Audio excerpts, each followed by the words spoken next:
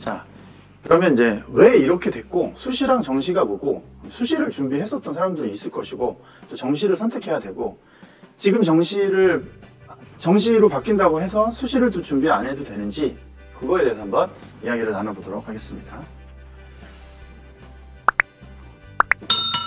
대입제도의 변천사를 생각을 해봤어요. 갑자기, 자, 보세요. 어느 날 무슨 사건이 불거져 나오니까 근본적인 해결책인지 잘 모르겠지만 발표를 합니다. 최고 책임자가. 이제 수시 없애고 정시하겠습니다. 이렇게 바뀔 수 있는 건가요? 그거를 판단해보기 위해서 학부모님들이 좀 더 슬기로운 지혜를 얻기 위해서 그간의 입시제도 한번 보실 필요가 있는데요. 해방 이후에 1945년도부터 대학별 입학시험이 생겼어요. 근데 이때는 그냥 아무나 들어갔죠. 학교라는 것 자체도, 대학이라는 것 자체는 필요성도 별로 없었고, 부정 입학이 이제 너무 많아지니까 대학별 본고사라는 게 시작이 됐습니다. 학사 부조리를 예방하고, 그래서 근데 이 연합고사를 보고 대학별 본고사로 하는데, 이 연합고사가 되게 무의미해진 게 된 거예요. 대학별 본고사가 더 강해졌다는 거죠. 그 다음 해에는 대학별 본고사를 살리고요, 연합고사를 없애버렸습니다. 그리고 이제 내신을 권장을 했어요. 그러니까 우리가 내신이라고 얘기하는 게 여러분 지금 막 하늘에서 뚝 떨어진 게 아니라 벌써 7, 80년 전부터 내신에 대한 이야기가 있었고요. 자, 보시면 대학 자율도 있었어요. 네.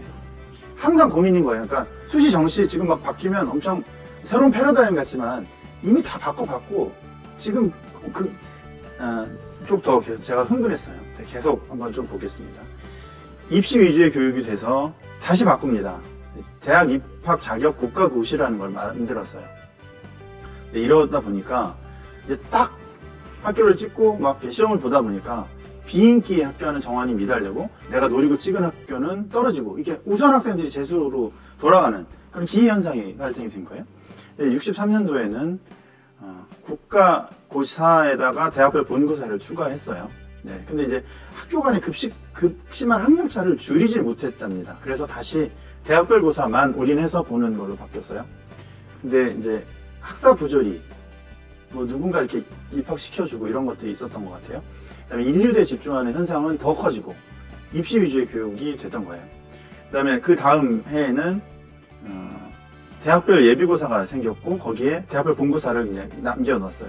근데 이제 과외가 굉장히 과열되는 현상이 났어요. 뭘 만들어 놓으면 개정 의도는 충분히 반영이 되는데 문제점이 없었던 적이 단 한 번도 없었다는 말씀을 드리는 거예요. 자, 그 다음 연도로 가면요, 대학별 예비고사를 만들어 놓고 본고사에다 내신까지 했습니다. 총 3가지로 보는 거죠. 막 늘어났어요. 어떻게든 공정하게 학생을 뽑고자 하는 국가의 노력이에요. 개정 의도는 그 부작용을 시정하고 교육의 효율성을 높이겠다는 거였어요. 근데 입시가 지금 2중이 아니라 막 3중 부담이고요. 이러니까 이제 고액과외를 하는 사람들이 유리했던 거죠. 그 다음에는 본고사를 뺐습니다. 그랬더니, 그리고 이제 이게 지금 말하는 거의 정시랑 비슷한 건데 대학의 선발 기능이 약화된 거죠. 그래서 그 다음에는 학력고사가 만들어지고요. 거기에 이제 내신이 됐습니다. 입시가 혼란되고요. 적성 무시 지원이 강해졌어요. 지금 정시를 강화했던 시기는 아마 여기랑 좀 비슷하다고 보시면 될 것 같고요. 사실 제가 입학했던 요때까지, 제가 이제 92학번인데 논술이 있었다고는 하지만 논술 준비가 미흡해서 거의 이때는 유야무였습니다. 논술이 본격화된 거는 수능 이후예요. 그 전까지 시도는 했지만 크게 효과가 없었고요. 이때 제가 시험을 봤을 때 이제 학력고사로만 봤었는데 선지원이었고요. 이게 시험에서 딱 떨어지면, 그러니까 학교 가서 봤어요. 제가 들어가고 싶어하는 학교 가서 시험을 보고 거기서 떨어지면 끝이에요. 그냥 후기로 넘어갑니다. 후기에서 또 그 학교 가서 시험을 봐요. 그래서 떨어지면 끝이에요. 네. 2번째, 3번째가 없어요. 그냥 바로 재수로 넘어가요. 굉장히 무서웠어요. 제가 시험을 본데 그게 뭐라고 그날 시험 망치면 그냥 1년을 쫙 쉬어야 되는 그런 상황에서 시험을 봤습니다. 지금 수능, 수시나 이런 것들은 기회를 계속 주잖아요. 연간 계속 시험을 보면서 들어갈 수 있는 학교들을 계속 여지를 주는데, 이때 한번 딱 그 학교 가서 보고 떨어지면 끝이죠.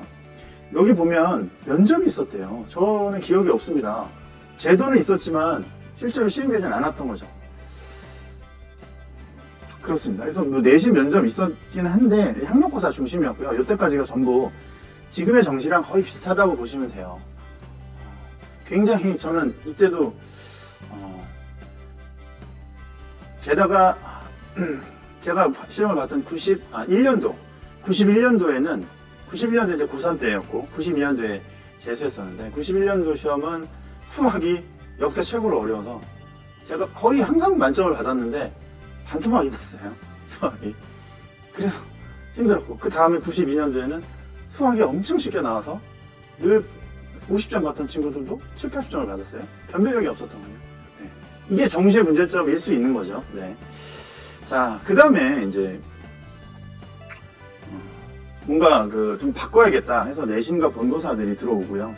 학력고사를 개선하겠다. 너무 무섭잖아요. 바로바로 떨어지면 재수가 가야 됐으니까.